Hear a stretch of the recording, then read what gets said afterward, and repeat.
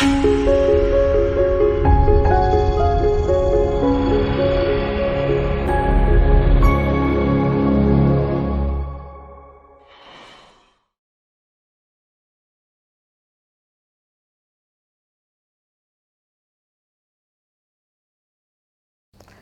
kids, I am Dr. Indra Jayakumar, Pediatric ICU Consultant and the Medical Director of Apollo Shine Foundation. Today, we'll be talking about our nervous system. Can you just close your eyes briefly and focus on your breathing? Breathe in and breathe out. Open your eyes now and blink twice. Do you realize something amazing? You were able to effortlessly understand my request and perform them so well too. Have you ever wondered how we remember our names, dates, nursery rhymes, math sums, have memories of our parties, the movies that we saw, our holidays, and also talk non-stop to our friends? What gives us dreams? What helps you ride a tricycle or bicycle and keep your balance? Isn't it amazing that we are able to do all of this? What controls this and more? Who is your boss? It is our brain.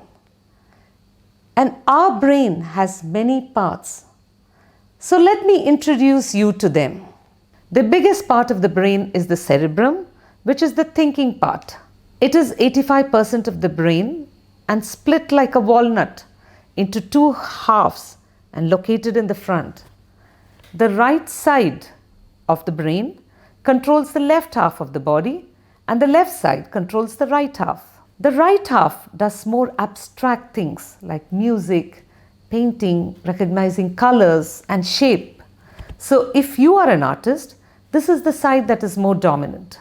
The left half, on the other hand, does the more analytical stuff like solving maths, controlling your speech, especially if you are a right-handed person. So without the cerebrum, we would not be able to remember anything, recognize anyone, our friends, family, recite a poem, dance, figure how to play a video game, or play music on the keyboard. Our cerebrum stores all our memories, both short-term and long-term. It gives us our thought and emotions. The next very important part of the nervous system is the brainstem, the staying alive part. This part connects the brain to the spinal cord and is located at the base of the brain. It controls all our involuntary muscles, especially our circulation, our respiration, and even digestion of food. The brainstem continuously sends millions of messages from the brain to the spinal cord. Have you heard of our backbone? Well, this contains another vital part of the nervous system called the spinal cord. These are a bundle of nerves that are protected by the vertebral bone in the back and continuously passes information from various parts of the body to the brain and from the brain back to the other organs and other parts of the body. The cerebellum is the balancing part. Do you know how you are able to balance so well on your roller skates? This is because of the cerebellum that is at the back of the brain. It is a lot smaller than the cerebrum, but it controls balance, movement and coordination. That's why we stand steady, dance so well, and our hands do not shake when reaching for something. The brain is like your computer and the nerves are like your keyboard, relaying messages like touch, pain to the computer.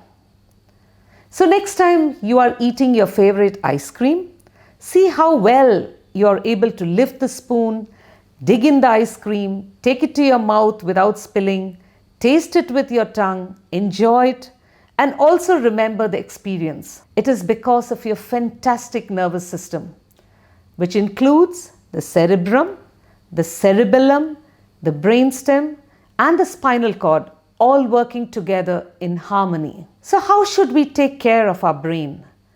Be very good to it. Take care of it by avoiding head or spine injury. Always wear a helmet when riding a cycle. Put on the seat belt in your car. And if you see anyone talking on a mobile phone when driving, stop them because they are risking their lives and others too. Eat healthy food, all that mommy gives. The more variety, the better. Your brain needs the vitamins and glucose. That is why we eat some energy stuff before an exam. All work and no play makes Jack a dull boy. So play with family, friends. And by this, I do not mean continuous video games. Get creative. Do your puzzles. Learn music. The more you do, the more parts of your brain get stimulated. So kids, ensure a good night's sleep because your brain also needs to recharge. Relax a few minutes and no screen time before you go to bed because not only it affects vision, it continuously stimulates the brain, preventing you from getting a good night's rest. Thank you.